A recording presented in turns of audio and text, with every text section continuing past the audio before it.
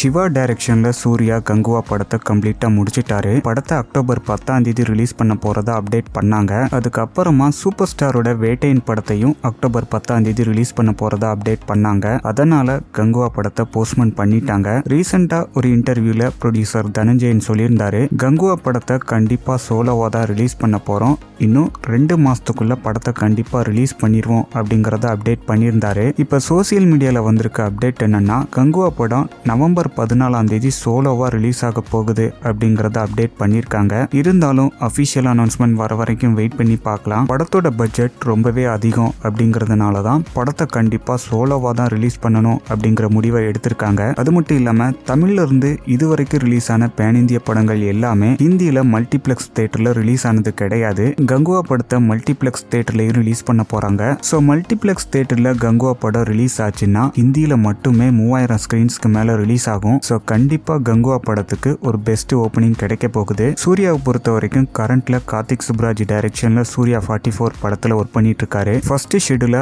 அந்தமான்லயும் second ஷெட்யூல ஊட்டிலையும் complete பண்ணிருந்தாங்க. இப்ப third ஷெட்யூல கேரளால உள்ள தொடுபுலால ஷூட் பண்ணிக்கிட்டு இருக்காங்க. இதை கம்ப்ளீட் பண்ணதுக்கு அப்புறமா வெற்றிமாறன் டைரக்ஷன்ல வாடிவாசல் படத்துல நடிக்க போறாரு. விடுதலை முடிஞ்சதுக்கு அப்புறமா வாடிவாசல் படத்தை எடுப்பேன் அப்படிங்கறத வெற்றிமாறன் ரீசெண்டா ஒரு இன்டர்வியூல சொல்லியிருந்தாரு. அது மட்டும் இல்லாம இந்த படத்தோட சிஜி ஒர்க்குக்காண்டி லண்டன் போக போறாரு அப்படிங்கறதையும் ரீசெண்டா தான் அப்டேட் பண்ணியிருந்தாங்க.